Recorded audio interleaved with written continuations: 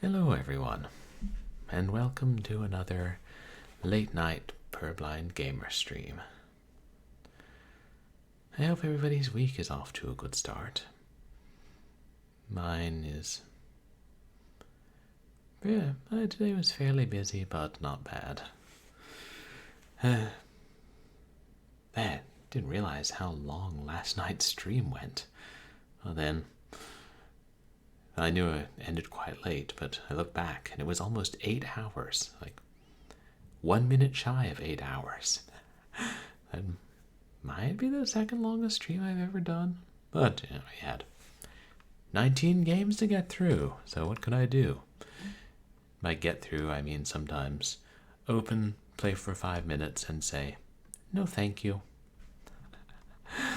But thanks to everybody who came out to that, and also my Doom 3 stream on Wednesday. Oh yeah, and Short Horror Saturday. Oh, I've done the same thing, TC Bueller. Be like, why don't I have sound? Or it'll be like I'll have watching something on the internet and forget that I have the internet source muted in Voice Meter Banana. Oh, thanks. Smooth, jazzy version of the voice. I appreciate it. But yeah, we all know Mac, and the legendary voice of Twitch. Plays a wide variety of games. If he's been into RTSs lately.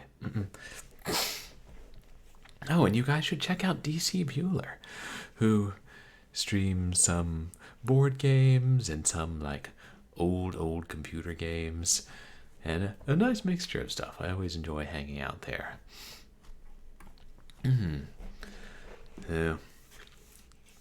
I know it's been a while since we did a bonus stream here, and I really need to finish the circular staircase. Because I think it was before I went to visit family, so like maybe, was it earlier, mid-July, last time we did an audiobook stream? And I think this will be a little longer than most of my audiobook streams, but I think we should just finish it. We've got, I don't know, like 60 pages left, slightly over.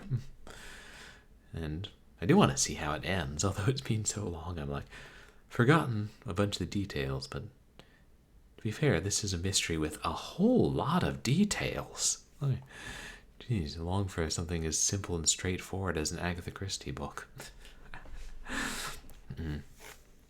It's been a fun time.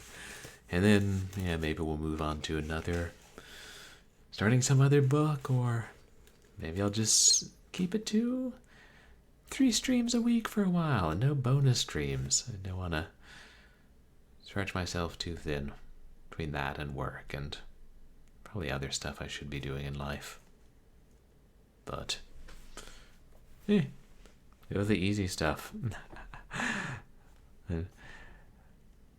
With the Lone Wolf series. That's cool. Yeah, which is a great opportunity to do like live readings, basically, like audiobooks of public domain books. Ideally in large print. It makes it easier. But yeah. Well, finally, it was several months ago that I started this. Wasn't it March? Yeah. Well, don't do them that regularly. Maybe it wasn't March. Maybe it was April. I will finally get to finish the mystery of the elderly Miss Rachel Innes and Spiral Staircase and the Unexplained Deaths and a whole lot of other things. And wonder, was life really like back in the 1900s? Or was it sometimes a little less exciting? Oh,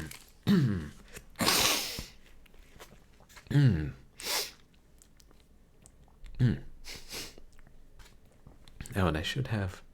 I know I have it on screen, but just so everybody knows, I won't really be responding to chat while I'm reading, just to keep the flow going. And I do intend to edit these together and put it up on LibriVox or something. Sometime. When I have free time. which I don't. Mm.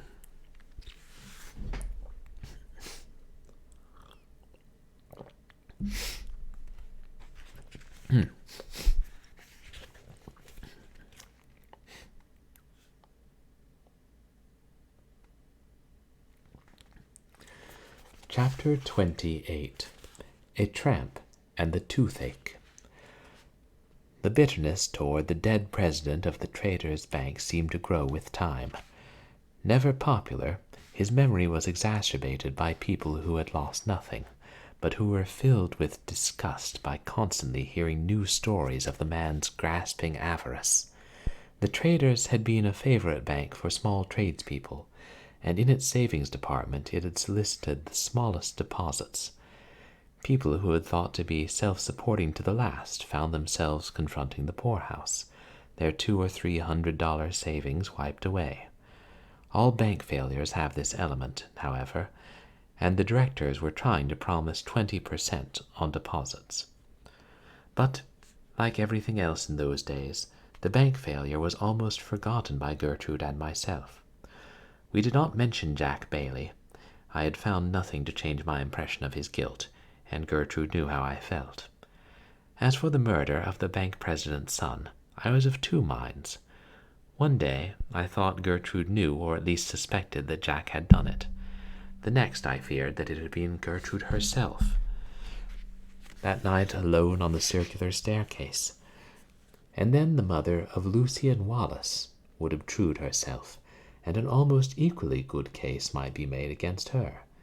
There were times, of course, when I was disposed to throw all those suspicions aside, and fix definitely on the unknown, whoever that might be.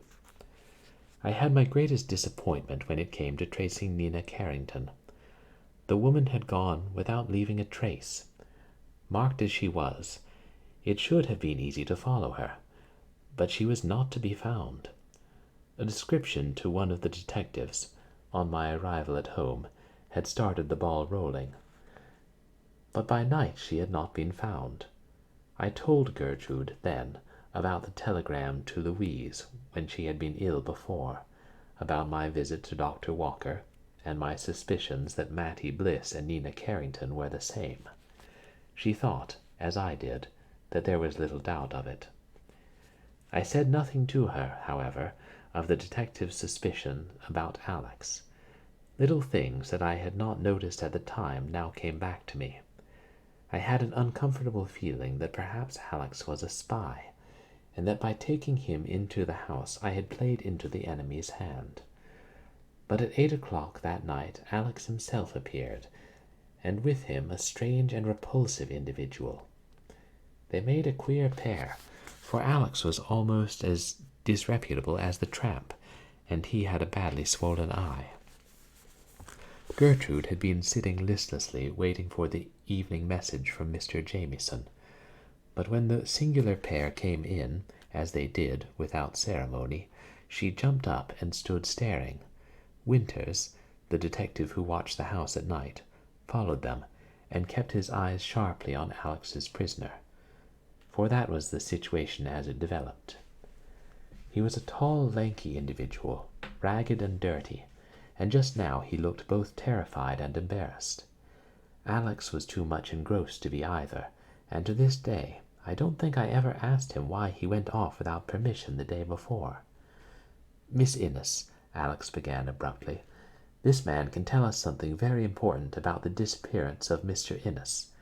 I found him trying to sell this watch." He took a watch from his pocket and put it on the table. It was Halsey's watch. I had given it to him on his 21st birthday. I was dumb with apprehension. "He says he had a pair of cufflinks also, but he sold them." "For $1.50, put in the disreputable individual hoarsely, with an eye on the detective.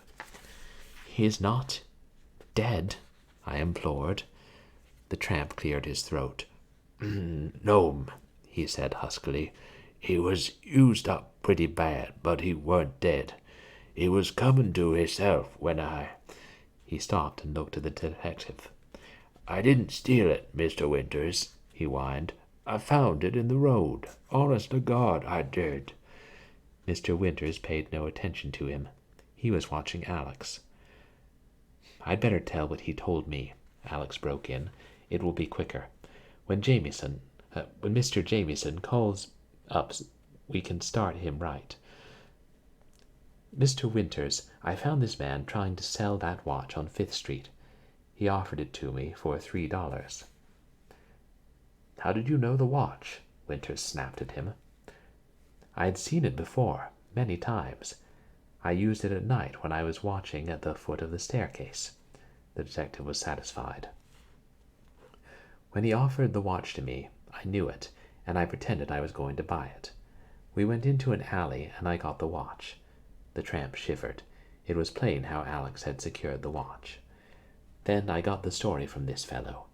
He claims to have seen the whole affair. He says he was in an empty car. In the car, the automobile struck. The tramp broke in here and told his story, with frequent interpretations by Alex and Mr. Winters.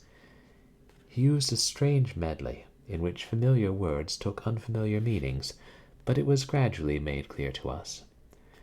On the night in question, the tramp had been pounding his ear, this stuck to me as being graphic, in an empty boxcar along the siding at Casanova. The train was going west, and due to leave at dawn. The tramp and the brakie were friendly, and things going well. About 10 o'clock, perhaps earlier, a terrific crash against the side of the car roused him. He tried to open the door, but could not move it. He got out of the other side, and just as he did so, he heard someone groan. The habits of a lifetime made him cautious. He slipped onto the bumper of a car and peered through. An automobile had struck the car and stood there on 2 wheels. The tail lights were burning, but the headlights were out. 2 men were stooping over someone who lay on the ground. Then the taller of the 2 started on a dog trot along the train, looking for an empty. He found one 4 cars away and ran back again. The 2 lifted the unconscious man into the empty boxcar, and, getting in themselves, stayed for 3 or 4 minutes. When they came out, after closing the sliding door, they cut up over the railroad embankment toward the town. One, the short one, seemed to limp. The tramp was wary. He waited for 10 minutes or so. Some women came down a path to the road and inspected the automobile. When they had gone, he crawled into a boxcar and closed the door again. Then he lighted a match. The figure of a man, unconscious, gagged, and with his hands tied, lay far at the end. The tramp lost no time. He went through his pockets, found a little money and the cufflinks, and took them. Then he loosened the gag, it had been cruelly tight, and went on his way, again closing the door of the boxcar. Outside on the road he found the watch. He got on the last freight east some time after and rode into the city. He had sold the cufflinks, but on offering the watch to Alex he had been copped. The story, with its cold recital of villainy, was done. I hardly knew if I were more anxious or less. That it was Halsey there could be no doubt. How badly he was hurt, how far he had been carried, were the questions that demanded immediate answer. But it was the first real information we had had. My boy had not been murdered outright. But instead of vague terrors, there was now the real fear that he might be lying in some strange hospital, receiving the casual attention commonly given to charity cases. Even this, had we known it, would have been paradise to the terrible truth. I wake yet, and feel myself cold and trembling with the horror of Halsey's situation for 3 days after his disappearance. Mr. Winters and Alex disposed of the tramp with a warning. It was evident he had told us all he knew. We had occasion, within a day or two, to be doubly thankful that we had given him his freedom. When Mr. Jamieson telephoned that night, we had news for him. He told me what I had not realized before, that it would not be possible to find Halsey at once, even with this clue. The cars by this time, 3 days, might be scattered over the Union. But he said to keep on hoping, that it was the best news we had had, and in the meantime, consumed with anxiety as we were, things were happening at the house in rapid succession. We had one peaceful day, then Liddy took sick in the night. I went in when I heard her groaning, and found her with a hot water bottle to her face, and her right cheek swollen until it was glassy. "Toothache?" I asked, not too gently. "You deserve it. A woman of your age, who would rather go around with an exposed nerve in her head than have the tooth pulled. It will be over in a moment." "So would hanging," Liddy protested from behind the hot water bottle. I was hunting around for cotton and laudanum. "You have a tooth just like it yourself, Miss Rachel," she whimpered, "and I'm sure Dr. Boyle's been trying to take it out for years." There was no laudanum, and Liddy made a terrible fuss when I proposed carbolic acid, just because I had put too much on the cotton once and burned her mouth. I'm sure it never did her any permanent harm. Indeed, the doctor said afterward that living on liquid diet had been a splendid rest for her stomach. But she would have none of the acid, and she kept me awake groaning, so at last I got up and went to Gertrude's door. To my surprise, it was locked. I went around by the hall and into her bedroom that way. The bed was turned down, and her dressing gown and nightdress lay ready in the little room next, but Gertrude was not there. She had not undressed. I don't know what terrible thoughts came to me in the minute I stood there. Through the door I could hear Liddy grumbling, with a squeal now and then when the pain stabbed harder. Then, automatically, I got the laudanum and went back to her. It was fully a half-hour before Liddy's groans subsided. At intervals, I went to the door into the hall and looked out, but I saw and heard nothing suspicious.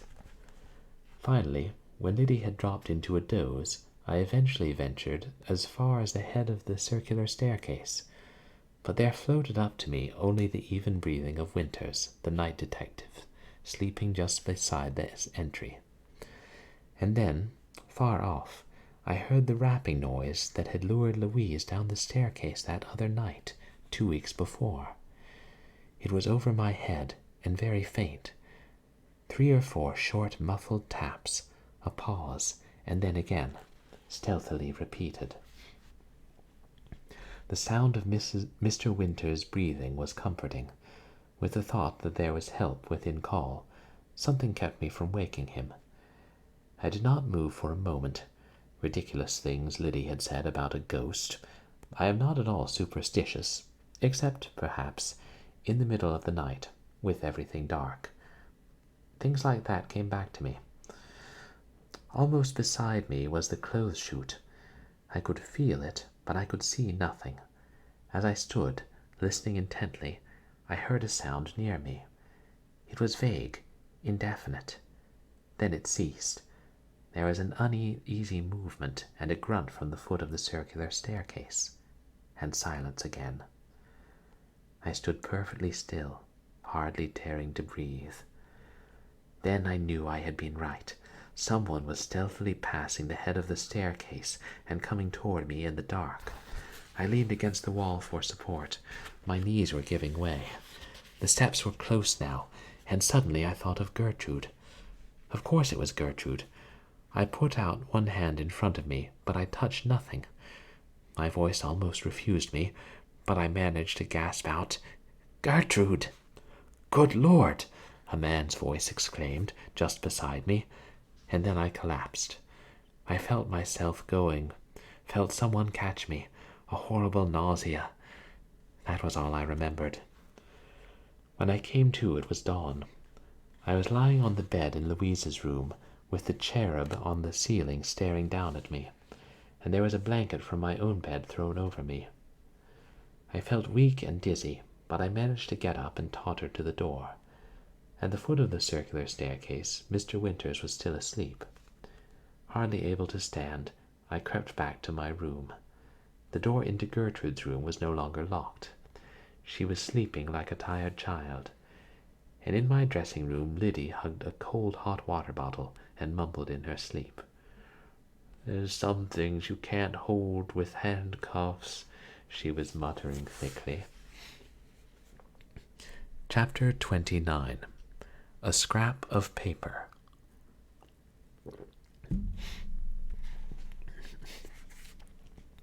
For the first time in 20 years, I kept my bed that day. Liddy was alarmed to the point of hysteria and sent for Dr. Stewart just after breakfast. Gertrude spent the morning with me, reading something. I forget what. I was too busy with my thoughts to listen. I had said nothing to the two detectives. If Mr. Jamieson had been there, I should have told him everything. But I could not go to these strange men and tell them my niece had been missing in the middle of the night, that she had not gone to bed at all, that while I was searching for her through the house, I had met a stranger who, when I fainted, had carried me into a room and left me there, to get better or not, as it might happen. The whole situation was terrible. Had the issues been less vital, it would have been absurd. Here we were, guarded day and night by private detectives, with an extra man to watch the grounds, and yet we might as well have lived in a Japanese paper house, for all the protection we had. And there was something else. The man I had met in the darkness had been even more startled than I, and about his voice, when he muttered his muffled exclamation, there was something vaguely familiar. All that morning, while Gertrude read aloud, and Liddy watched for the doctor, I was puzzling over that voice, without result. And there were other things, too. I wondered what Gertrude's absence from her room had to do with it all, or if it had any connection. I tried to think that she had heard the rapping noises before I did and gone to investigate, but I'm afraid I was a moral coward that day. I could not ask her. Perhaps the diversion was good for me. It took my mind from Halsey and the story we had heard the night before. The day, however, was a long vigil, with every ring of the telephone full of possibilities. Dr. Walker came up, sometime just after luncheon, and asked for me. "Go down and see him," I instructed Gertrude. "Tell him I'm out. For mercy's sake, don't say I'm sick. Find out what he wants, and from this time on, instruct the servants that he is not to be admitted. I loathe that man." Gertrude came back very soon, her face rather flushed. He came to ask us to get out," she said, picking up her book with a jerk. "He says Louise Armstrong wants to come here, now that she is recovering." "And what did you say?" "I said we were very sorry we could not leave, but we would be delighted to have Louise come up here with us." He looked daggers at me, and he wanted to know if we would recommend Eliza as a cook.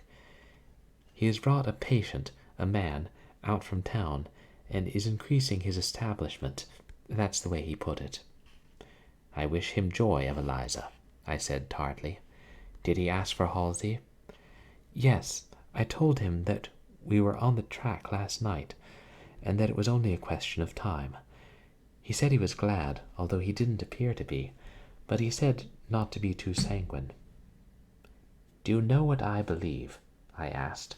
"I believe, as firmly as I believe anything, that Dr. Walker knows something about Halsey, and that he could put his finger on him if he wanted to." There were several things that day that bewildered me. About 3 o'clock, Mr. Jamieson telephoned from Casanova Station, and Warner went down to meet him.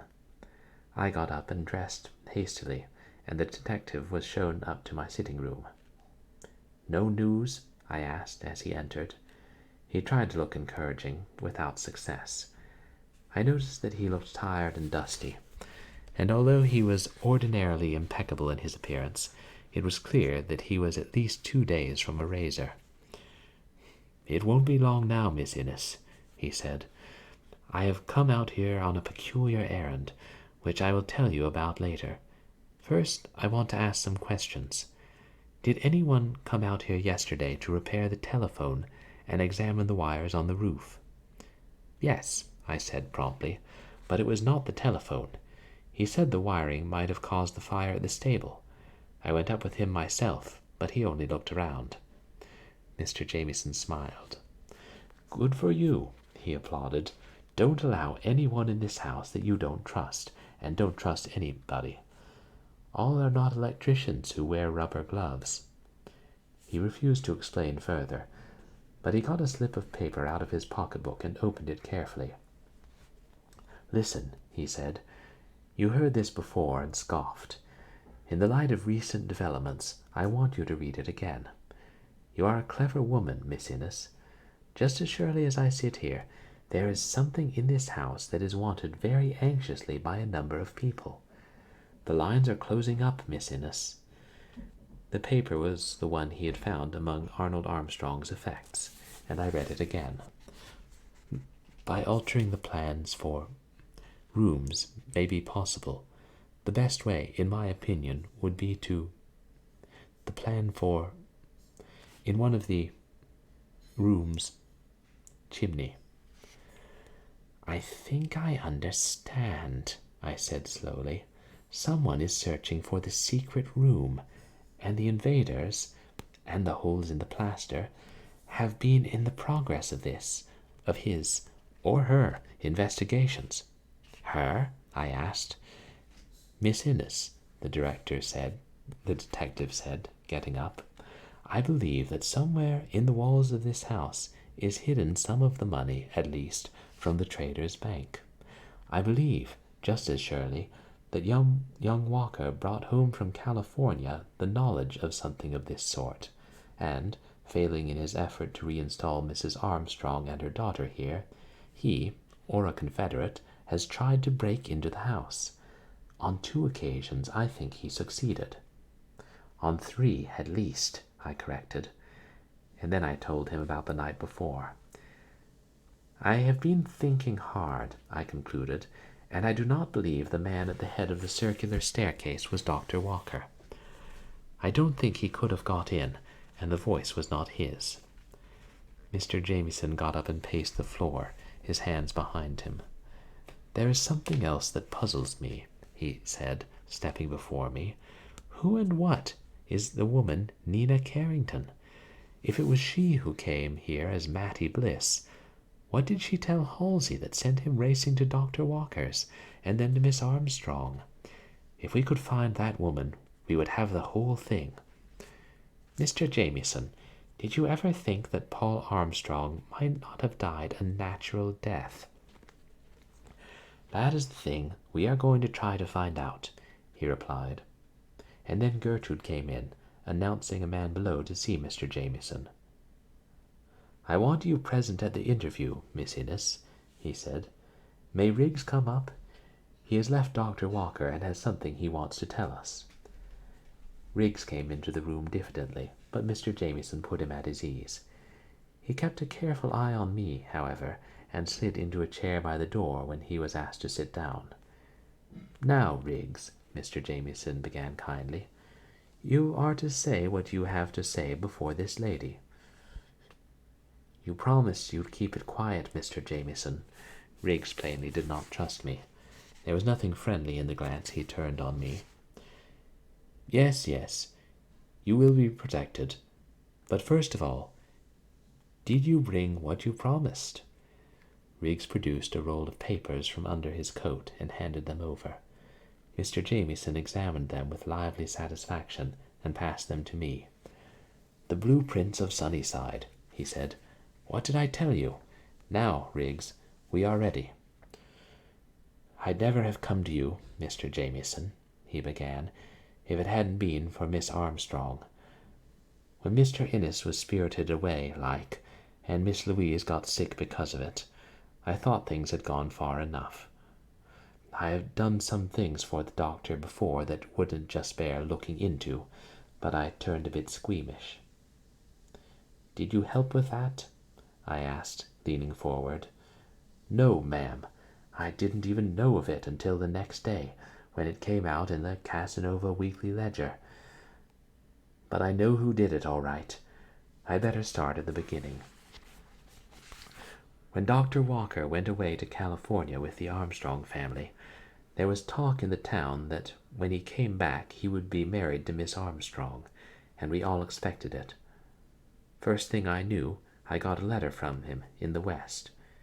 He seemed to be excited, and he said Miss Armstrong had taken a sudden notion to go home, and he sent me some money. I was to watch for her, to see if she went to Sunnyside, and wherever she was, not to lose sight of her until he got home. I traced her to the lodge, and I guess I stared you on the drive one night, Miss Innes. And Rosie, I ejaculated. Riggs grinned sheepishly. I only wanted to make sure Miss Louise was there. Rosie started to run, and I tried to stop her and tell her some sort of a story to account for my being there. But she wouldn't wait. And the broken china in the basket? Well, broken china's death to rubber tires, he said. I hadn't any complaint against you people here, and the Dragonfly was a good car. So Rosie's highwayman was explained. Well, I telegraphed the doctor where Miss Louise was, and I kept an eye on her. Just a day or so before they came home with the body, I got another letter, telling me to watch for a woman who had been pitted with smallpox. Her name was Carrington, and the doctor made things pretty strong. If I found any such woman loafing around, I was not to lose sight of her for a minute until the doctor got back. Well, I would have had my hands full, but the other woman didn't show up for a good while, and when she did, the doctor was home. Riggs, I asked suddenly, did you get into the house a day or two after I took it, at night? I did not, Miss Innes. I have never been in the house before. Well, the Carrington woman didn't show up until the night Mr. Halsey disappeared. She came to the office late, and the doctor was out. She waited around, walking the floor and working herself into a passion. When the doctor didn't come back, she was in an awful way. She wanted me to hunt him, and when he didn't appear, she called him names, said he couldn't fool her. There was murder being done, and she would see him swing for it. She struck me as being an ugly customer, and when she left, about 11 o'clock, and went across to the Armstrong place, I was not far behind her. She walked all around the house first, looking up at the windows. Then she rang the bell, and the minute the door was opened, she was through it and into the hall. How long did she stay? That's the queer part of it, Riggs said eagerly. She didn't come out that night at all.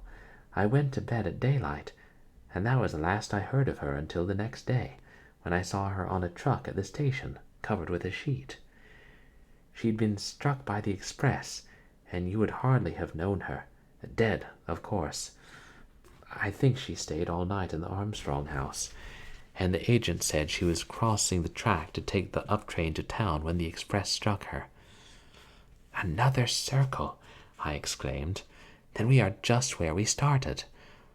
Not so bad as that, Miss Innes, Riggs said eagerly. Nina Carrington came from the town in California where Mr. Armstrong died. Why was the doctor so afraid of her? The Carrington woman knew something.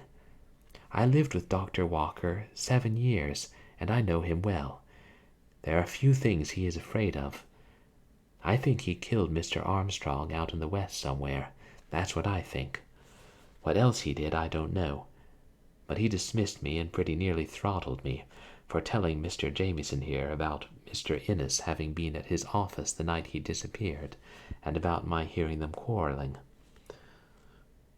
What was it Warner overheard the woman say to Mr. Innes in the library? The detective asked me. She said, I knew there was something wrong from the start. A man isn't well one day and dead the next without some reason. How perfectly it all seemed to fit.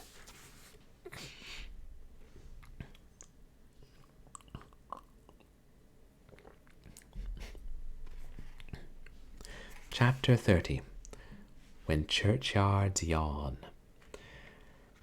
It was on Wednesday Riggs told us the story of his connection with some incidents that had been previously unexplained. Halsey had been gone since the Friday night before, and with the passage of each day I felt that his chances were lessening. I knew well enough that he might be carried thousands of miles in the boxcar, locked in, perhaps, without water or food. I had read of cases where bodies had been found locked in cars on isolated sidings in the West, and my spirits went down with every hour. His recovery was destined to be almost as sudden as his disappearance, and was due directly to the tramp Alex had brought to Sunnyside. It seems the man was grateful for his release, and when he learned something of Halsey's whereabouts from another member of his fraternity, for it is a fraternity, he was prompt in letting us know. On Wednesday evening, Mr. Jamieson, who had been down at the Armstrong house trying to see Louise, and failing, was met near the gate at Sunnyside by an individual precisely as repulsive and unkempt as the one Alex had captured. The man knew the detective, and he gave him a piece of dirty paper, on which was scrawled the words, "He's at City Hospital, Johnsonville." The tramp who brought the paper pretended to know nothing, except this: the paper had been passed along from a hobo in Johnsonville, who seemed to know the information would be valuable to us. Again, the long-distance telephone came into requisition. Mr. Jamieson called the hospital while we crowded around him, and when there was no longer any doubt that it was Halsey, and that he would probably recover, we all laughed and cried together. I'm sure I kissed Liddy, and I have had terrible moments since when I seem to remember kissing Mr. Jamieson, too, in the excitement. Anyhow, by 11 o'clock that night, Gertrude was on her way to Johnsville, 380 miles away, accompanied by Rosie. The domestic force was now down to Mary Ann and Liddy, with the under-gardener's wife coming every day to help out. Fortunately, Warner and the detectives were keeping bachelor hall in the lodge. Out of deference to Liddy, they washed their dishes once a day, and they concocted queer messes according to their several abilities. They had one triumph that they ate regularly for breakfast, and that clung to their clothes and their hair for the rest of the day. It was bacon, hardtack, and onions, fried together. They were almost pathetically grateful, however, I noticed, for an occasional broiled tenderloin. It was not until Gertrude and Rosie had gone and Sunnyside had settled down for the night, with Winters at the foot of the staircase, that Mr. Jamieson broached a subject he had evidently planned before he came. "Miss Innes," he said, stopping me as I was about to go to my room upstairs, "how are your nerves tonight?" "I have none," I said happily. "With Halsey found, my troubles have gone." "I mean," he persisted, "do you feel as though you could go through with something rather unusual?" "The most unusual thing I can think of would be a peaceful night. But if anything is going to occur, don't dare to let me miss it." "Something is going to occur," he said, "and you're the only woman I can think of that I can take along." He looked at his watch. "Don't ask me any questions, Miss Innes. Put on heavy shoes and some old dark clothes, and make up your mind not to be surprised at anything." Liddy was sleeping the sleep of the just when I went upstairs, and I hunted out my things cautiously. The detective was waiting in the hall, and I was astonished to see Dr. Stewart with him. They were talking confidentially together, but when I came down they ceased. There were a few preparations to be made, the locks to be gone over, Winters to be instructed as to renewed vigilance, and then, after extinguishing the hall light, we crept, in the darkness, through the front door and into the night. I asked no questions. I felt that they were doing me honor and making me one of the party, and I would show them I could be as silent as they. We went across the fields, passing through the woods that reached almost to the ruins of the stables, going over stiles now and then, and sometimes stepping over low fences. Once only somebody spoke, and then it was an emphatic bit of profanity from Dr. Stewart when he ran into a wire fence. We were joined at the end of 5 minutes by another man, who fell into step with the doctor silently. He carried something over his shoulder which I could not make out. In this way we walked for perhaps 20 minutes. I had lost all sense of direction. I merely stumbled along in silence, allowing Mr. Jameson to guide me this way or that as the path demanded. I hardly know what I expected.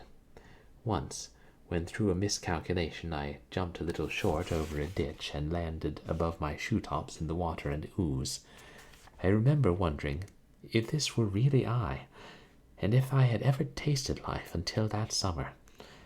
I walked along with the water sloshing in my boots, and I was actually cheerful. I remember whispering to Mr. Jameson that I had never seen the stars so lovely, and that it was a mistake, when the Lord had made the night so beautiful, to sleep through it. The doctor was puffing somewhat when we finally came to a halt. I confess that just at that minute even Sunnyside seemed a cheerful spot. We had paused at the edge of a level, cleared place, bordered all around with primly trimmed evergreen trees. Between them I caught a glimpse of starlight shining down on rows of white headstones and an occasional more imposing monument or towering shaft. In spite of myself, I drew my breath in sharply. We were on the edge of the Casanova churchyard. I saw now both the man who had joined the party and the implements he carried. It was Alex, armed with 2 long-handled spades. After the first shock of surprise, I flatter myself I was both cool and quiet. We went in single file between the rows of headstones, and although, when I found myself last, I had an instinctive desire to keep looking back over my shoulder, I found that, the first uneasiness past, a cemetery at night is much the same as any other country place, filled with vague shadows and unexpected noises. Once, indeed, but Mr. Jameson said it was an owl, and I tried to believe him.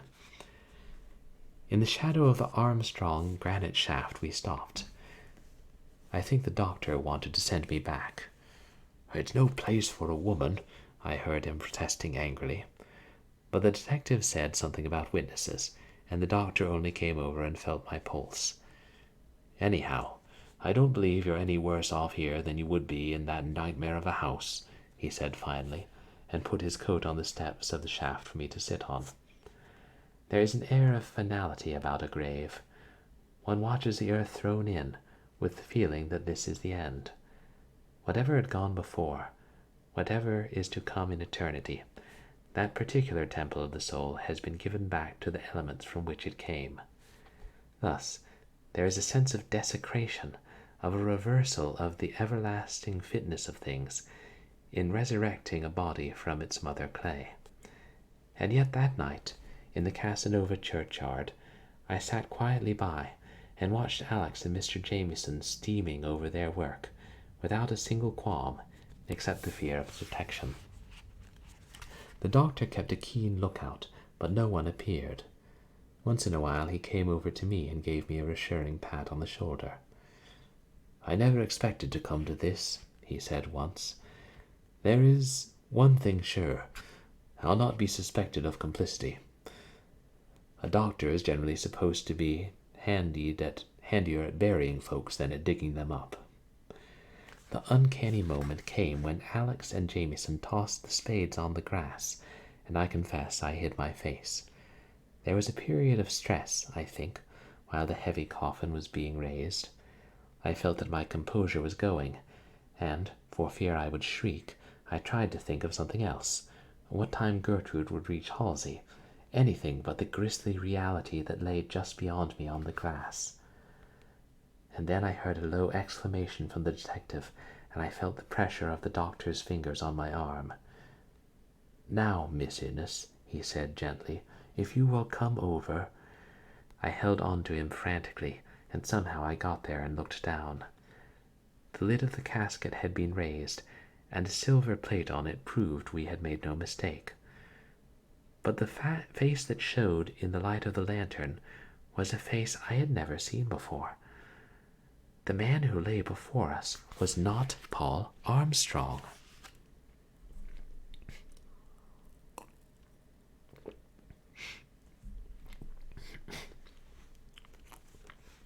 Chapter 31. Between Two Fireplaces. What with the excitement of the discovery, the walk home under the stars in wet shoes and draggled skirts, and getting upstairs and undressed without rousing Liddy, I was completely used up. What to do with my boots was the greatest puzzle of all, there being no place in the house safe from Liddy, until I decided to slip upstairs the next morning and drop them into the hole the ghost had made in the trunk room wall. I went to sleep as soon as I reached this decision, and in my dreams I lived over again the events of the night. Again I saw the group around the silent figure on the grass, and again, as had happened at the grave, I heard Alex's voice, tense and triumphant. "Ben, we've got him," he said. Only, in my dreams, he said it over and over until he seemed to shriek it in my ears. I wakened early, in spite of my fatigue, and lay there thinking, who was Alex? I no longer believed that he was a gardener. Who was the man whose body we had resurrected? And where was Paul Armstrong? Probably living safely in some extraditionless country on the fortune he had stolen. Did Louise and her mother know of the shameful and wicked deception? What had Thomas known, and Mrs. Watson? Who was Nina Carrington? This last question, it seemed to me, was answered. In some way the woman had learned of the substitution, and had tried to use her knowledge for blackmail. Nina Carrington's own story died with her, but, however it happened, it was clear that she had carried her knowledge to Halsey the afternoon Gertrude and I were looking for clues to the man I had shot on the east veranda. Halsey had been half crazed by what he had heard. It was evident that Louise was marrying Dr. Walker to keep the shameful secret, for her mother's sake. Halsey, always reckless, had gone at once to Dr. Walker and denounced him. There had been a scene, and he left on his way to the station to meet and notify Mr. Jamieson of what he had learned. The doctor was active mentally and physically. Accompanied perhaps by Riggs, who had shown himself not over-scrupulous until he quarrelled with his employer, he had gone across to the railroad embankment and, by jumping in front of the car, had caused Halsey to swerve. The rest of the story we knew. That was my reconstructed theory of the afternoon and evening. It was almost correct. Not quite. There was a telegram that morning from Gertrude. Halsey conscious and improving. Probably home in a day or so. Gertrude. With Halsey found and improving in health, and with at last something to work on, I began that day, Thursday, with fresh courage. As Mr. Jamieson had said, the lines were closing up. That I was to be caught and almost finished in the closing was happily unknown to us all. It was late when I got up. I lay in my bed, looking around the four walls of the room, and trying to imagine behind what one of them a secret chamber might lie. Certainly, in daylight, Sunnyside deserved its name. Never was a house more cheery and open, less sinister in general appearance. There was not a corner, apparently, that was not open and above board, and yet, somewhere behind its handsomely papered walls, I believed firmly that there lay a hidden room, with all the possibilities it would involve. I made a mental note to have the house measured during the day, to discover any discrepancy between the outer and inner walls, and I tried to recall again the exact wording of the paper Jamieson had found. The slip had said, chimney. It was the only clue, and a house as large as Sunnyside was full of them. There was an open fireplace in my dressing-room, but none in the bedroom, and as I lay there, looking around, I thought of something that made me sit up suddenly. The trunk-room, just over my head, had an open fireplace and a brick chimney, and yet there was nothing of the kind in my room. I got out of bed and examined the opposite wall closely. There was apparently no flue, and I knew there was none in the hall just beneath. The house was heated by steam, as I have said before. In the living room was a huge open fireplace, but it was on the other side. Why did the trunk room have both a radiator and an open fireplace? Architects were not usually erratic. It was not 15 minutes before I was upstairs, armed with a tape measure in lieu of a foot rule, eager to justify Mr. Jamieson's opinion of my intelligence, and firmly resolved not to tell him of my suspicion until I had more than theory to go on. The hole in the trunk room wall still yawned there, between the chimney and the outer wall. I examined it again, with no new result. The space between the brick wall and the plaster and the lath one, however, had a new significance. The hole showed only one side of the chimney, and I determined to investigate what lay in the space on the other side of the mantel. I worked feverishly. Liddy had gone to the village to market, it being her firm belief that the store people sent short measure unless she watched the scales, and that, since the failure of the Traders' Bank, we must watch the corners. And I knew that what I wanted to do must be done before she came back. I had no tools, but after rummaging around I found a pair of garden scissors and a hatchet, and thus armed, I set to work. The plaster came out easily. The lathing was more obstinate. It gave under blows, only to spring back into place again, and the necessity for caution made it doubly hard. I had a blister on my palm when at last the hatchet went through and fell with what sounded like the report of a gun to my overstrained nerves.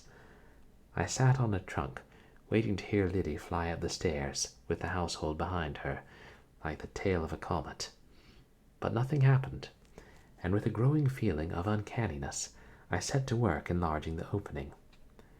The result was absolutely nil. When I could hold a lighted candle in the opening, I saw precisely what I had seen on the other side of the chimney, a space between the true wall and the false one, possibly 7 feet long and about 3 feet wide. It was in no sense of the word a secret chamber, and it was evident it had not been disturbed since the house was built. It was a supreme disappointment.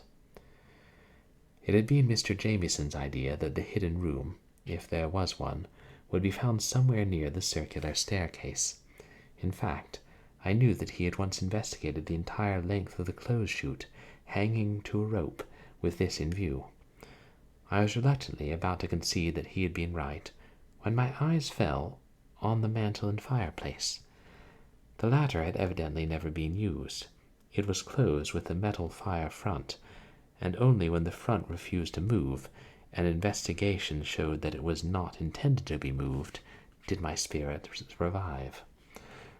I hurried into the next room. Yes, sure enough, there was a similar mantel and fireplace there, similarly closed. In both rooms the chimney flue extended well out from the wall. I measured with the tape line, my hands trembling so that I could scarcely hold it. They extended 2.5 feet into each room, which, with the 3 feet of space between the two partitions, made 8 feet to be accounted for. 8 feet in one direction and almost 7 in the other. What a chimney it was! But I had only located the hidden room.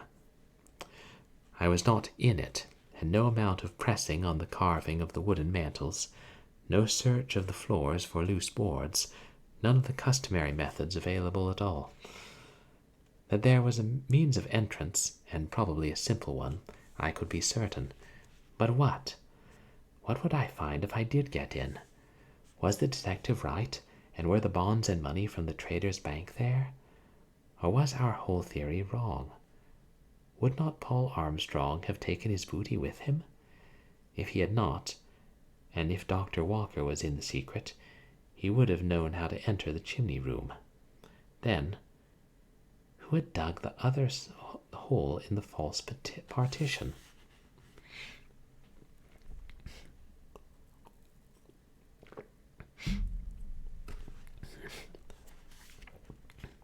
Chapter 32. Anne Watson's Story. Liddy discovered the fresh break in the trunk room wall while we were at luncheon, and ran shrieking down the stairs.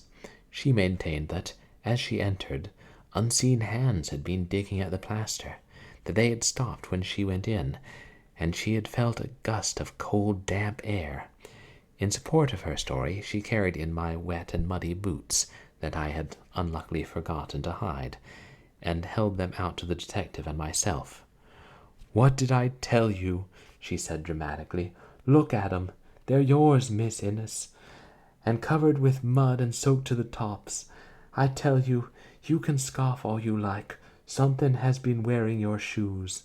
And sure as you sit there, there's the smell of the graveyard on them. How do we know they weren't tramping through the Casanova churchyard last night and sitting on the graves?" Mr. Jameson almost choked to death. "I wouldn't be at all surprised if they were doing that very thing, Liddy," he said when he got his breath. "They certainly look like it." I think the detective had a plan on which he was working, and which was meant to be a coup.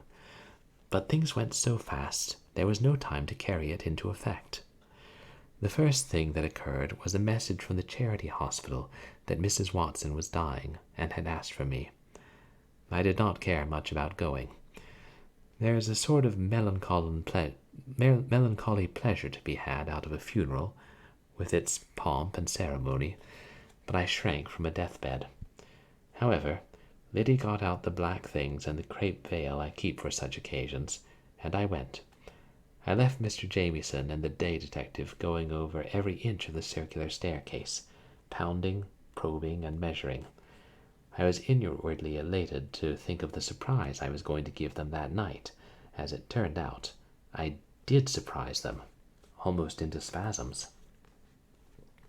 I drove from the train to the charity hospital and was at once taken to a ward. There, in a grey-walled room, in a high iron bed, lay Mrs. Watson. She was very weak, and she only opened her eyes and looked at me when I sat down beside her. I was conscience-stricken. We had been so engrossed that I had left this poor creature to die, without even a word of sympathy. The nurse gave her a stimulant, and in a little while she was able to talk. So broken and half-coherent, however, was her story, that I shall tell it in my own way. In an hour from the time I entered the charity hospital, I had heard a sad and pitiful narrative, and had seen a woman slip into the unconsciousness that is only a step away from death. Briefly, then, the housekeeper's story was this. She was almost 40 years old, and had been the sister-mother of a large family of children. One by one they had died, and been buried beside their parents, in a little town in the Middle West. There was only one sister left, the baby, Lucy. On her the older girl had lavished all the love of an impulsive and emotional nature. When Anne, the elder, was 32, and Lucy was 19, a young man had come to town. He was going east, after spending the summer at a celebrated ranch in Wyoming, one of those places where wealthy men send worthless and dissipated sons for a season of temperance, fresh air, and hunting.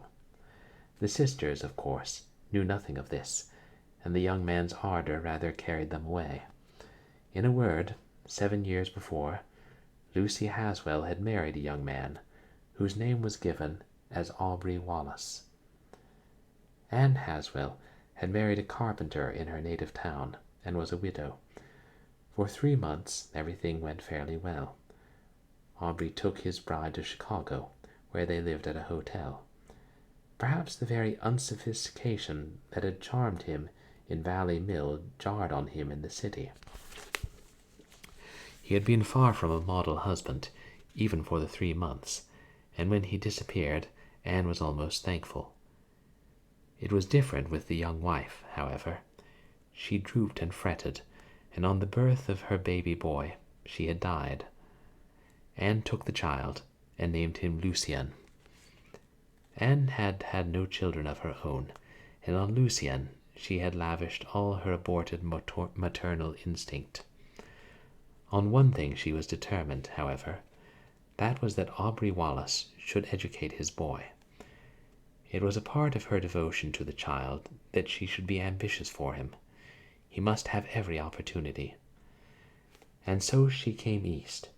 She drifted around, doing plain sewing and keeping a home somewhere, always for the boy. Finally, however, she realized that her only training had been domestic, and she put the boy in an Episcopalian home and secured the position of housekeeper to the Armstrongs. There she found Lucian's father, this time under his own name. It was Arnold Armstrong. I gathered that there was no particular enmity at that time in Anne's mind. She told him of the boy and threatened exposure if he did not provide for him. Indeed, for a time he did so. Then he realized that Lucian was ruling the passion in this lonely woman's life. He found out where the child was hidden and threatened to take him away. Anne was frantic. The positions became reversed. Where Arnold had given money for Lucian's support, as the years went on, he forced money from Anne Watson instead, until she was always penniless. The lower Arnold sank in the scale, the heavier his demands became. With the rupture between him and his family, things were worse.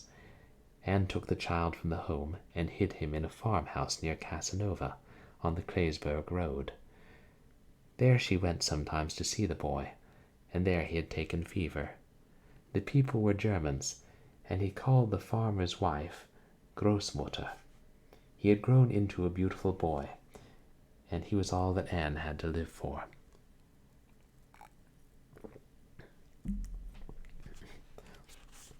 The Armstrongs left for California, and Arnold's persecutions began anew. He was furious over the child's disappearance, and she was afraid he would do her some hurt. She left the big house and went down to the lodge. When I had rented Sunnyside, however, she had thought the persecutions would stop. She had applied for the position of housekeeper and secured it. That had been on Saturday. That night Louise arrived unexpectedly. Thomas sent for Mrs. Watson, and then went for Arnold Armstrong at the Greenwood Club. Anne had been fond of Louise. She reminded her of Lucy. She did not know what the trouble was, but Louise had been in a state of terrible excitement. Mrs. Watson tried to hide it from Arnold, but he was ugly. He left the lodge and went up to the house about 2:30, was admitted at the east entrance, and came out again very soon. Something had occurred. She didn't know what, but very soon Mr. Innes and another gentleman left, using the car. Thomas and she had got Louise quiet, and a little before 3, Mrs. Watson started up to the house. Thomas had a key to the east entry, and gave it to her. On the way across the lawn, she was confronted by Arnold, who for some reason was determined to get into the house. He had a golf stick in his hand that he had picked up somewhere, and on her refusal he had struck her with it. One hand had been badly cut, and it was that, poisoning having set in, which was killing her. She broke away in a frenzy of rage and fear, and got into the house, while Gertrude and Jack Bailey were at the front door. She went upstairs, hardly knowing what she was doing. Gertrude's door was open, and Halsey's revolver lay there on the bed. She picked it up and, turning, ran part way down the circular staircase. She could hear Arnold fumbling at the lock outside. She slipped down quietly and opened the door. He was inside before she had got back to the stairs. It was quite dark, but she could see his white shirt bosom. From the 4th step she fired. As he fell, somebody in the billiard room screamed and ran. When the alarm was raised, she had had no time to get upstairs. She hid in the west wing until everyone was down on the lower floor. Then she slipped upstairs and threw the revolver out of an upper window, going down again in time to admit the men from the Greenwood Club. If Thomas had suspected, he had never told. When she found the hand Arnold had injured was growing worse, she gave the address of Lucian at Richfield to the old man, and almost $100. The money was for Lucian's board until she recovered. She had sent for me to ask me if I would try to interest the Armstrongs in the child. When she found herself growing worse, she had written to Mrs. Armstrong, telling her nothing but that Arnold's legitimate child was at Richfield. and imploring her to recognize him. She was dying. The boy was an Armstrong and entitled to his father's share of the estate. The papers were in her trunk at Sunnyside, with letters from the dead man that would prove what she said. She was going. She would not be judged by earthly laws, and somewhere else perhaps Lucy would plead for her. It was she who had crept down the circular staircase, drawn by a magnet. That night Mr. Jamieson had heard someone there. Pursued, she had fled madly, anywhere, through the first door she came to. She had fallen down the clothes chute and been saved by the blanket beneath. I could have cried with relief. Then it had not been Gertrude after all. That was the story. Sad and tragic though it was, the very telling of it seemed to relieve the dying woman. She did not know that Thomas was dead, and I did not tell her. I promised to look after little Lucien, and sat with her until the intervals of consciousness grew shorter and finally ceased altogether. She died that night.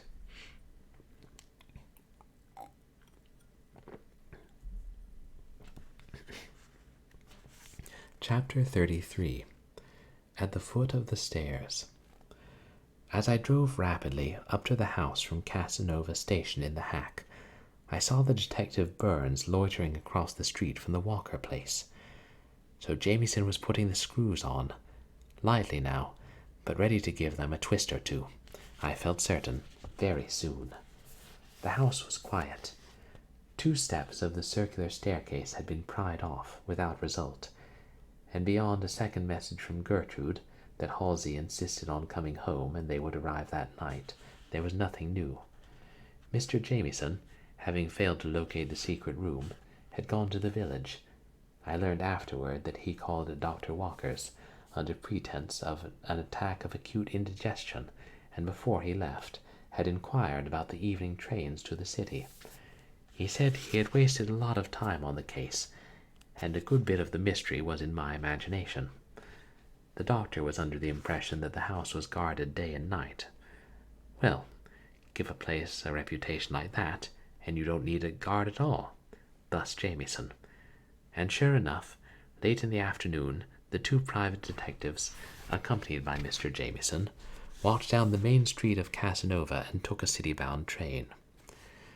That they got off at the next station and walked back again to Sunnyside at dusk was not known at the time. Personally, I knew nothing of either move. I had other things to absorb me at that time. Liddy brought me some tea while I rested after my trip, and on the tray was a small book from the Casanova library. It was called The Unseen World, and had a cheerful cover on which a half-dozen sheeted figures linked hands around a headstone. At this point in my story, Halsey always says, "Trust a woman to add 2 and 2 together and make 6, to which I retort that if 2 and 2 plus X make 6, then to discover the unknown quantity is the simplest thing in the world. That a houseful of detectives missed it entirely was because they were busy trying to prove that 2 and 2 make 4. The depression due to my visit to the hospital left me at the prospect of seeing Halsey again that night. It was about 5 o'clock when Liddy left me for a nap before dinner, having put me into a grey silk dressing gown and a pair of slippers. I listened to her retreating footsteps, and as soon as she was safely below stairs, I went up to the trunk room. The place had not been disturbed, and I proceeded at once to try to discover the entrance to the hidden room. The openings on either side, as I have said, showed nothing but perhaps 3 feet of brick wall. There was no sign of an entrance, no levers, no hinges, to give a hint. Either the mantel or the roof, I decided, and about a half-hour at the mantel, productive of absolutely no result, I decided to try the roof. I am not fond of a height. The few occasions on which I have climbed a step-ladder have always left me dizzy and weak in the knees. The top of the Washington Monument is as impossible to me as the elevation of the presidential chair. And yet, I climbed out onto the Sunnyside roof without a second's hesitation. Like a dog on a scent, like my bearskin progenitor, with his spear and his wild boar. To me now there was the lust of the chase, the frenzy of pursuit, the dust of battle. I got quite a little of the latter on me as I climbed from the unfinished ballroom out through a window to the roof of the east wing of the building, which was only 2 stories in height.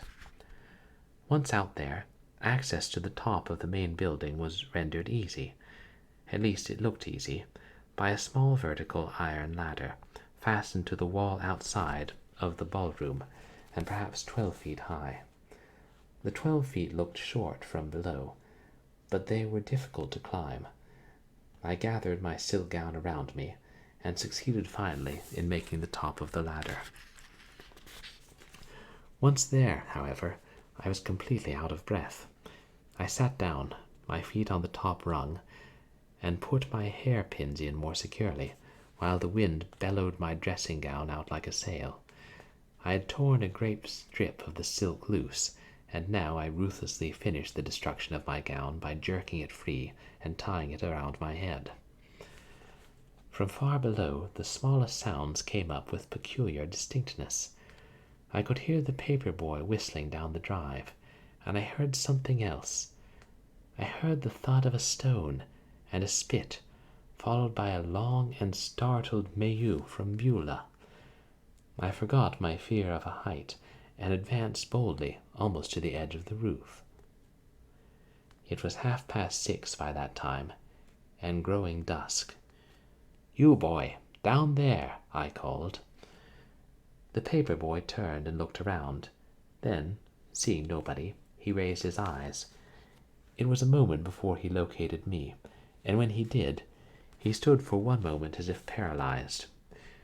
Then he gave a horrible yell and, dropping his papers, bolted across the lawn to the road without stopping to look around. Once he fell, and his impetus was so great that he turned an involuntary somersault. He was up and off again without any perceptible pause, and he leaped the hedge, which I am sure, under ordinary stress, would have been a feat for a man. I am glad in this way to settle the Grey Lady story, which is still a choice morsel in Casanova. I believe the moral deduced by the village was that it is always unlucky to throw a stone at a black cat. With Johnny Sweeney, a cloud of dust down the road, and the dinner hour approaching, I hurried on with my investigations. Luckily, the roof was flat, and I was able to go over every inch of it. But the result was disappointing. No trap-door revealed itself, no glass window, nothing but a couple of pipes 2 inches across, and standing perhaps 18 inches high and 3 feet apart, with caps to prevent rain from entering, and raised to permit the passage of air. I picked up a pebble from the roof and dropped it down, listening with my ear at one of the pipes. I could hear it strike on something with a sharp metallic sound, but it was impossible for me to tell how far it had gone. I gave up finally, and went down the ladder again, getting in through the ballroom window without being observed. I went back at once to the trunk room, and sitting down on a box, I gave my mind, as consistently as I could, to the problem before me. If the pipes in the roof were ventilators to the secret room, and there was no trap-door above, the entrance was probably in one of the 2 rooms between which it lay, unless, indeed, the room had been built, and the opening then closed with the brick-and-mortar wall. The mantel fascinated me. Made of wood and carved, the more I looked, the more I wondered that I had not noticed before the absurdity of such a mantel in such a place. It was covered with scrolls and panels, and finally, by the merest accident, I pushed one of the panels to the side. It moved easily, revealing a small brass knob. It is not necessary to detail the fluctuations of hope and despair, and not a little fear of what lay beyond, with which I twisted and turned the knob. It moved, but nothing seemed to happen, and then I discovered the trouble. I pushed the knob vigorously to one side, and the whole mantel swung loose from the wall, almost a foot, revealing a cavernous space beyond. I took a deep breath, closed the door from the trunk room into the hall. Thank heaven I did not lock it. And pulling the mantel door wide open, I stepped into the chimney room. I had time to get a hazy view of a small portable safe, a common wooden table and a chair. Then the mantel door swung to and clicked behind me. I stood quite still for a moment in the darkness, unable to comprehend what had happened. Then I turned and beat furiously at the door with my fists. It was closed and locked again, and my fingers in the darkness slid over a smooth wooden surface without a sign of a knob. I was furiously angry at myself, at the mantel, door, at everything. I did not fear suffocation, because the thought had come to me I had already seen a gleam of light from the two small ventilating pipes in the roof. They supplied air, but nothing else. The room itself was shrouded in blackness. I sat down in the stiff-backed chair and tried to remember how many days one could live without food and water. When that grew monotonous and rather painful, I got up and, according to the time-honored rule for people shut in unknown and ink-black prisons, I felt my way around. It was small enough, goodness knows. I felt nothing but a splintery surface of boards, and in endeavoring to get back to the chair, something struck me full in the face and fell with the noise of 1,000 explosions to the ground. When I gathered up my nerves again, I found it had been the bulb of a swinging electric light, and that had it not been for the accident, I might have starved to death in an illuminated sepulchre. I must have dozed off. I am sure I did not faint. I was never more composed in my life. I remember planning, if I were not discovered, who would have my things. I knew Liddy would want my heliotrope poplin, and she's a fright in lavender. Once or twice I heard mice in the partitions, and so I sat on the table with my feet on the chair. I imagined I could hear the search going on through the house, and once someone came into the trunk room. I could distinctly hear footsteps. "In the chimney! In the chimney!" I called with all my might, and was rewarded by a piercing shriek from Liddy and the slam of the trunk room door. I felt easier after that, although the room was oppressively hot and enervating. I had no doubt the search for me would now come in the right direction, and after a little I dropped into a doze. How long I slept I do not know.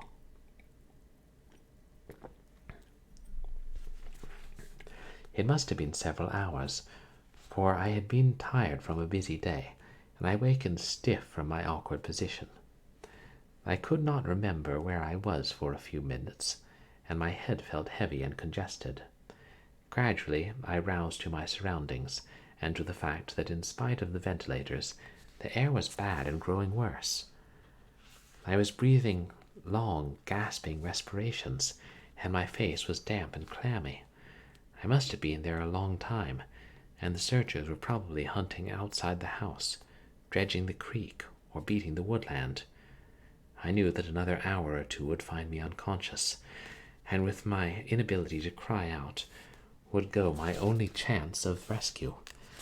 It was the combination of bad air and heat, probably, for some inadequate ventilation was coming through the pipes.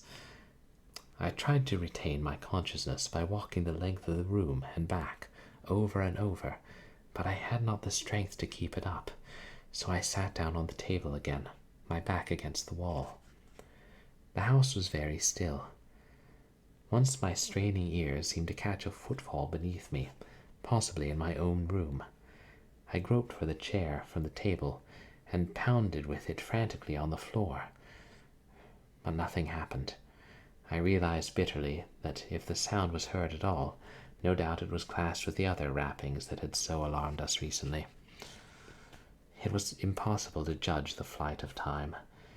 I measured 5 minutes by counting my pulse, allowing 72 beats to the minute. But it took eternities, and toward the last I found it hard to count. My head was confused. And then I heard sounds from below me, in the house. There was a peculiar throbbing, vibrating noise that I felt rather than heard, much like the pulsing beat of fire engines in the city. For one awful moment, I thought the house was on fire, and every drop of blood in my body gathered round my heart. Then I knew. It was the engine of the automobile, and Halsey had come back. Hope sprang up afresh. Halsey's clear head and Gertrude's intuition might do what Liddy's hysteria and 3 detectives had failed in. After a time, I thought I had been right. There was certainly something going on down below. Doors were slamming, people were hurrying through the halls, and certain high notes of excited voices penetrated to me shrilly. I hoped they were coming closer, but after a time the sounds died away below, and I was left to the silence and heat, to the weight of the darkness, to the oppression of the walls that seemed to close in on me and stifle me. The first warning I had was a stealthy fumbling at the lock of the mantel door. With my mouth open to scream, I stopped. Perhaps the situation had rendered me acute. Perhaps it was instinctive. Whatever it was, I sat without moving, and someone outside, in absolute stillness, ran his fingers over the carving of the mantel and found the panel. Now the sounds below redoubled. From the clatter and jarring, I knew that several people were running up the stairs, and as the sounds approached, I could even hear what they said. "Watch the end staircases," Jamieson was shouting. "Damnation! There's no light here." And then a second later, "All together now. 1, 2, 3. The door into the trunk room had been locked from the inside. At the second that it gave, opening against the wall with a crash and evidently tumbling somebody into the room, the stealthy fingers beyond the mantel door gave the knob the proper impetus, and the door swung open and closed again. Only, and Liddy always screams and puts her fingers in her ears at this point, only now I was not alone in the chimney room. There was someone else there in the darkness, someone who breathed hard, and who was so close I could have touched him with my hand. I was in a paralysis of terror. Outside there were excited voices and incredulous oaths. The trunks were being jerked around in a frantic search.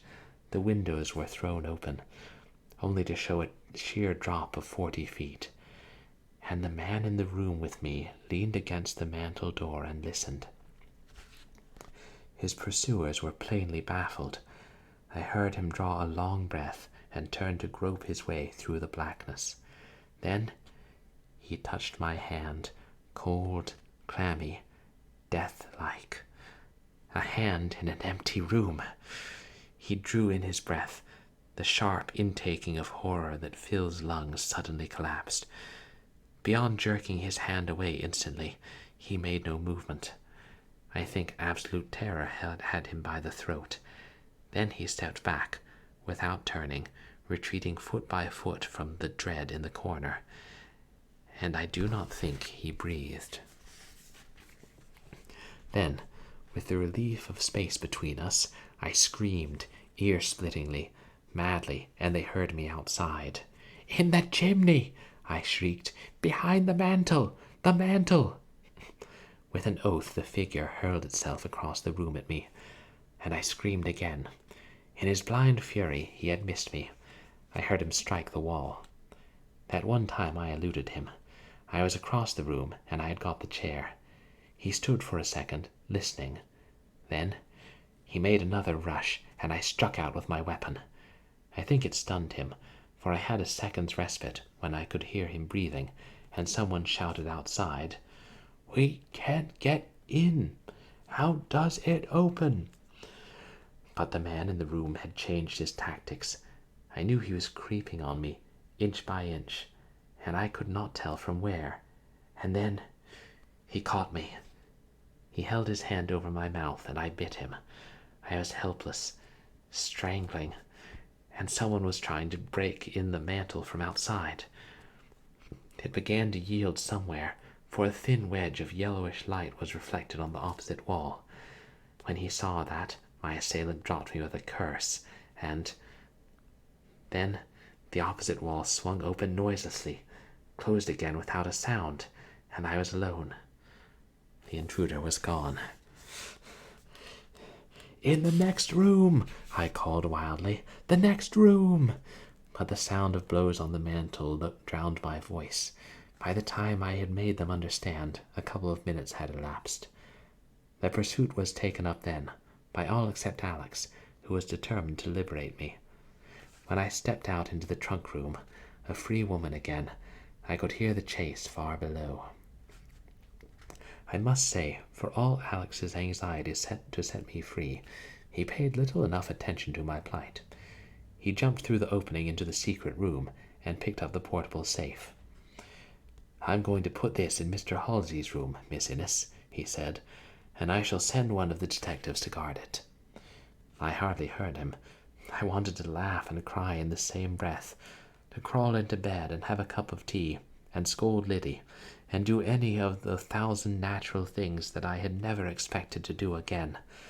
And the air, the touch of the cool night air on my face. As Alex and I reached the second floor, Mr. Jamieson met us. He was grave and quiet, and he nodded comprehendingly when he saw the safe. "Will you come with me for a moment, Miss Innes?" he asked soberly, and on my assenting, he led the way to the east wing. There were lights moving around below, and some of the maids were standing gaping down. They screamed when they saw me, and drew back to let me pass. There was a sort of hush over the scene. Alex, behind me, muttered something I could not hear, and brushed past me without ceremony. Then I realized that a man was lying doubled up at the foot of the staircase, and that Alex was stooping over him. As I came slowly down, Winters stepped back, and Alex straightened himself, looking at me across the body with impenetrable eyes. In his hand he held a shaggy grey wig, and before me, on the floor, lay the man whose headstone stood in Casanova churchyard, Paul Armstrong. Winters told me the story in a dozen words. In his headlong flight down the circular staircase, with Winters just behind, Paul Armstrong had pitched forward violently, struck his head against the door to the east veranda, and probably broken his neck. He had died as Winters reached him. As the detectives finished, I saw Halsey, pale and shaken, in the card-room doorway, and for the first time that night I lost my self-control. I put my arms around my boy, and for a moment he had to support me. A second later, over Halsey's shoulder, I saw something that turned my emotion into other channels, for behind him, in the shadowy card-room, were Gertrude and Alex, the gardener, and, there is no use in mincing matters, he was kissing her. I was unable to speak. Twice I opened my mouth. Then I turned Halsey around and pointed. They were quite unconscious of us. His head was on her head was on his shoulder, his face against her hair. As it happened, it was Mr. Jamieson who broke up the tableau. He stepped over to Alex and touched him on the arm. "And how?" he asked quietly. "How long are you and I to play our little comedy, Mr. Bailey?"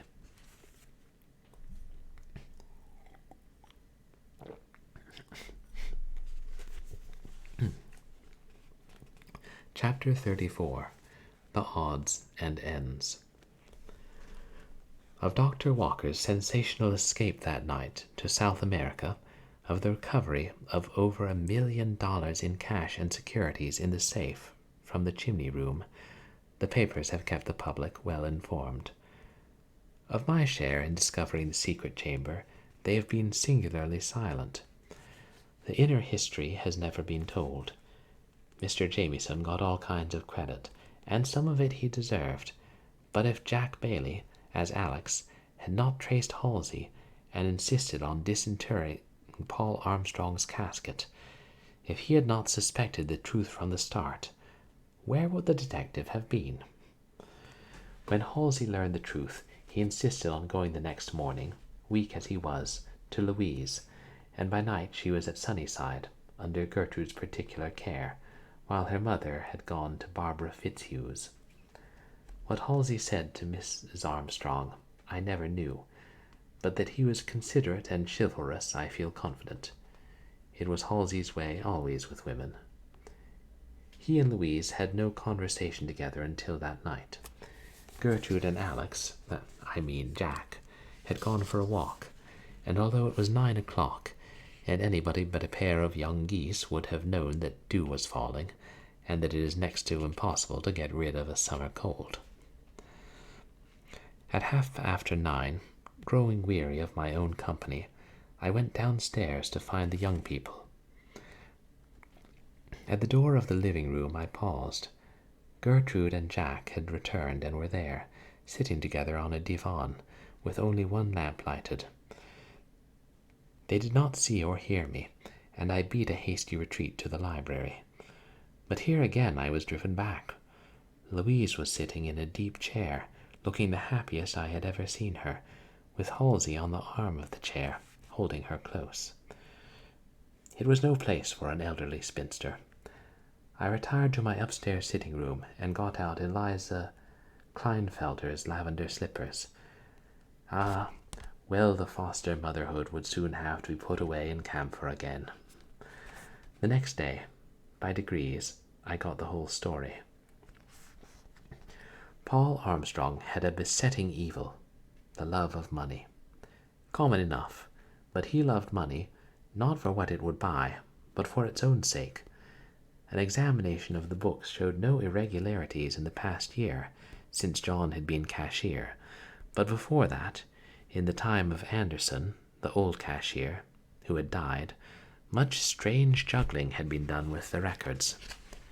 The railroad in New Mexico had apparently drained the banker's private fortune, and he determined to retrieve it by one stroke. This was nothing less than the looting of the bank's securities, turning them into money, and making his escape. But the law has long arms. Paul Armstrong evidently studied the situation carefully. Just as the only good Indian is a dead Indian, so is the only safe defaulter is a dead defaulter. He decided to die, to all appearances, and when the hue and cry subsided, he would be able to enjoy his money almost anywhere he wished. The first necessity was an accomplice. The connivance of Dr. Walker was suggested by his love for Louise. The man was unscrupulous, and with the girl as a bait, Paul Armstrong soon had him fast. The plan was apparently the acme of simplicity. A small town in the West, an attack of heart disease, a body from a medical college dissecting room shipped in a trunk to Dr. Walker by a colleague in San Francisco, and palmed off for the supposed dead banker. What was simpler? The woman, Nina Carrington, was the cog that slipped. What she only suspected, what she really knew, we never learned. She was a chambermaid in the hotel at K, and it was evidently her intention to blackmail Dr. Walker. His position at that time was uncomfortable. To pay the woman to keep quiet would be confession. He denied the whole thing, and she went to Halsey. It was this that had taken Halsey to the doctor the night he disappeared. He accused the doctor of the deception, and, crossing the lawn, had said something cruel to Louise. Then, furious at her apparent connivance, he had started for the station. Dr. Walker and Paul Armstrong, the latter still lame where I had shot him, hurried across to the embankment, certain only of one thing. Halsey must not tell the detective what he suspected until the money had been removed from the chimney room. They stepped into the road in front of the car to stop it, and fate played into their hands. The car struck the train, and they had only to dispose of the unconscious figure in the road. This they did as I have told. For 3 days Halsey lay in the boxcar, tied hand and foot, suffering tortures of thirst, delirious at times, and discovered by a tramp at Johnsville only in time to save his life. To go back to Paul Armstrong. At the last moment his plans had been frustrated. Sunnyside, with its hoard in the chimney room, had been rented without his knowledge. Attempts to dislodge me having failed, he was driven to breaking into his own house. The ladder in the chute, the burning of the stable, and the entrance through the card-room window, all were in the course of a desperate attempt to get into the chimney-room. Louise and her mother had, from the first, been great stumbling blocks. The plan had been to send Louise away until it was too late for her to interfere, but she came back to the hotel at K just at the wrong time. There was a terrible scene. The girl was told that something of the kind was necessary, that the bank was about to close, and her stepfather would either avoid arrest and disgrace in this way or kill himself. Fanny Armstrong was a weakling, but Louise was more difficult to manage. She had no love for her stepfather, but her devotion to her mother was entire, self-sacrificing. Forced into acquiescence by her mother's appeals, overwhelmed by the situation, the girl consented and fled. From somewhere in Colorado, she sent an anonymous telegram to Jack Bailey at the Traders' Bank. Trapped as she was, she did not want to see an innocent man arrested. The telegram, received on Thursday, had sent the cashier to the bank that night in a frenzy. Louise arrived at Sunnyside and found the house rented. Not knowing what to do, she sent for Arnold at the Greenwood Club and told him a little, not all. She told him that there was something wrong and that the bank was about to close, that his father was responsible. Of the conspiracy she said nothing. To her surprise, Arnold already knew, through Bailey that night, that things were not right. Moreover, he suspected what Louise did not, that the money was hidden at Sunnyside. He had a scrap of paper that indicated a concealed room somewhere. His inherited cupidity was aroused. Eager to get Halsey and Jack Bailey out of the house, he went up to the east entry, and in the billiard room gave the cashier what he had refused earlier in the evening, the address of Paul Armstrong in California, and a telegram which had been forwarded to the club for Bailey from Dr. Walker.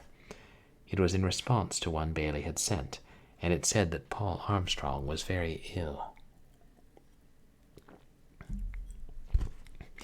Bailey was almost desperate. He decided to go west and find Paul Armstrong, and to force him to disgorge. But the catastrophe at the bank occurred sooner than he had expected. On the moment of starting west, at Andrews Station, where Mr. Jamieson had located the car, he read that the bank had closed and, going back, surrendered himself. John Bailey had known Paul Armstrong immediately. He did not believe that the money was gone. In fact, it was hardly possible in the interval since the securities had been taken. Where was it? And from some chance remark, let fall some months earlier by Arnold Armstrong at a dinner, Bailey felt sure there was a hidden room at Sunnyside. He tried to see the architect of the building, but, like the contractor, if he knew of such a room, he refused any information. It was Halsey's idea that John Bailey come to the house as a gardener and pursue his investigations as he could. His smooth upper lip had been sufficient disguise, with his change of clothes and a haircut by a country barber. So it was Alex, Jack Bailey, who had been our ghost. Not only had he alarmed Louise and himself, he admitted, on the circular staircase, but he had dug the hole in the trunk-room wall and later sent Eliza into hysterics. The note Liddy had found in Gertrude's scrap basket was from him, and it was he who had startled me into unconsciousness by the clothes chute and, with Gertrude's help, had carried me to Louisa's room. Gertrude, I learned, had watched all night beside me, in an extremity of anxiety about me. That old Thomas had seen his master, and thought he had seen the Sunnyside ghost, there could be no doubt. Of that story of Thomas's about seeing Jack Bailey in the footpath between the club and Sunnyside, the night Louise and I heard the noise on the circular staircase, that, too, was right. On the night before Arnold Armstrong was murdered, Jack Bailey had made his first attempt to search for the secret room. He secured Arnold's keys from his room at the club and got into the house, armed with a golf stick for sounding the walls. He ran against the hamper at the head of the stairs, caught his cufflink in it, and dropped the golf stick with a crash. He was glad enough to get away without an alarm being raised, and he took the owl train to town. The oddest thing to me was that Mr. Jamieson had known for some time that Alex was Jack Bailey. But the face of the pseudo-gardener was very queer indeed, when that night, in the card-room, the detective turned to him and said, "How long are you and I going to play our little comedy, Mr. Bailey?" Well, it is all over now. Paul Armstrong rests in Casanova churchyard, and this time there is no mistake. I went to the funeral because I wanted to be sure he was really buried, and I looked at the step of the shaft where I had sat that night and wondered if it was all real. Sunnyside is for sale. No, I shall not buy it. Little Lucian Armstrong is living with his step-grandmother, and she is recovering gradually from the troubles that had extended over the entire period of her second marriage. Anne Watson lies not far from the man she killed, and who has surely caused her death. Thomas, the fourth victim of the conspiracy, is buried on the hill. With Nina Carrington, 5 lives were sacrificed in the course of this grim conspiracy. There will be 2 weddings before long, and Liddy has asked for my heliotrope poplin to wear to the church. I knew she would.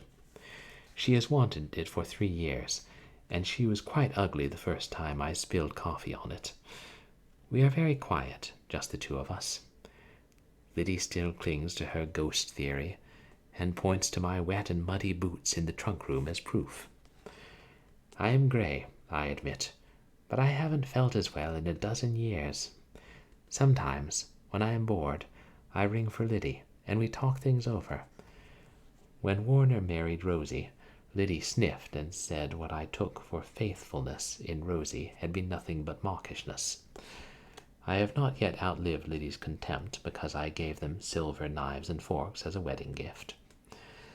So we sit and talk, and sometimes Liddy threatens to leave, and often I discharge her, but we stay together somehow. I am talking of renting a house next year, and Liddy says to be sure there is no ghost. To be perfectly frank, I never really lived until that summer. Time has passed since I began this story. My neighbors are packing up for another summer. Liddy is having awnings put up, and the window boxes are filled. Liddy or no Liddy, I shall advertise tomorrow for a house in the country, and I don't care if it has a circular staircase. The end.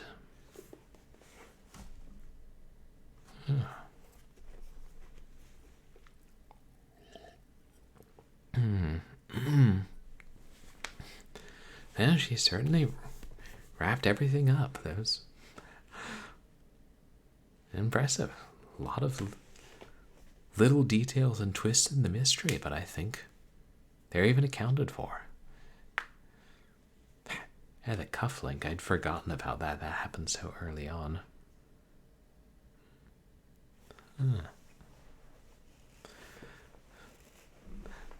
Yeah, that's it. It was a good book. Mystery. I don't think I would have had any hope of figuring it out until it was all explained.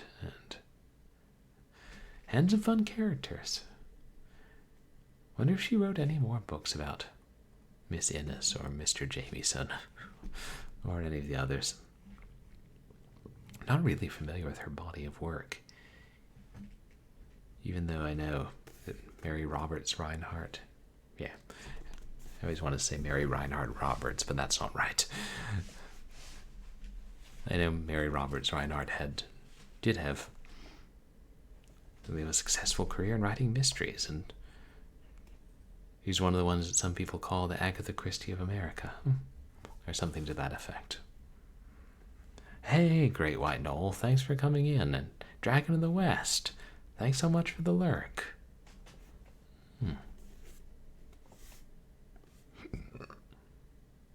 Yeah, good book.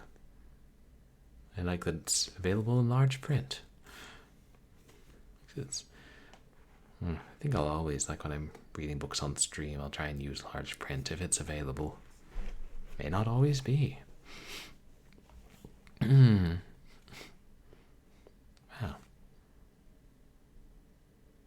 Surprising it's over after how long it took us, I guess. Spread out over so long. I know I feel the same way when I finish a game after spending lots of streams on it. Whew. I'm tired. It's sweltering hot in here. Apparently the air conditioner is not turned on, and I didn't realize it when I started my stream. What does it mean, like 2 hours? Something like that. I gotta figure out what I'll do with this book. Whether I'll keep it for the rest of my life or not.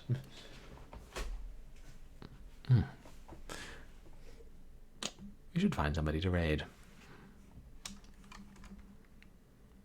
Then I should get to bed.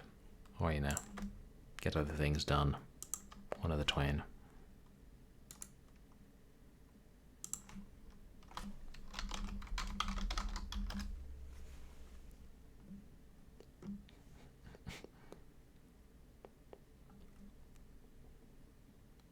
Let's see.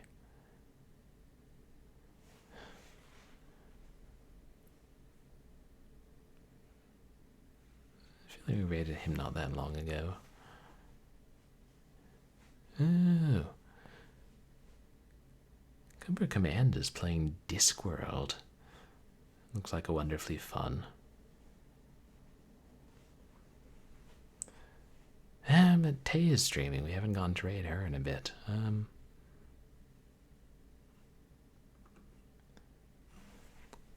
Wait, was there?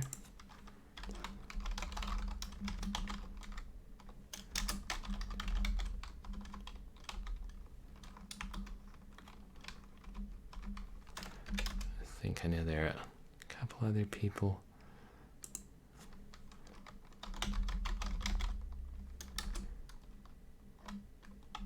I should raid if they're online.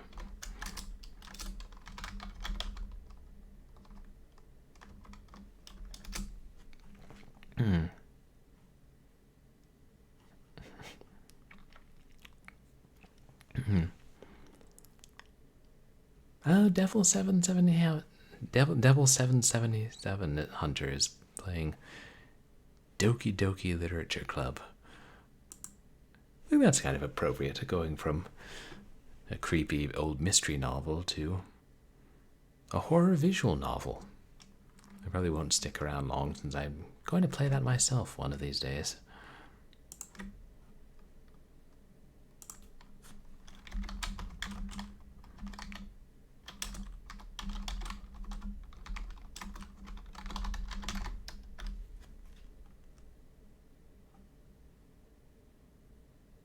There we go.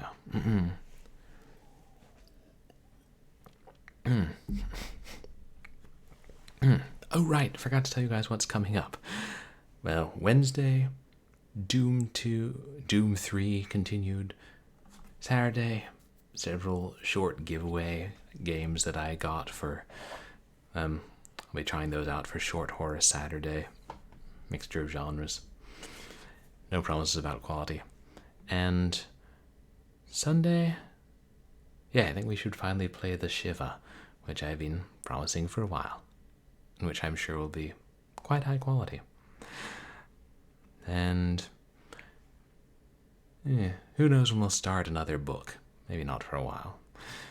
You can find me on Twitter and MySpace, where I post stream announcements and polls and random nonsense. And you can find VODs of my past streams on YouTube.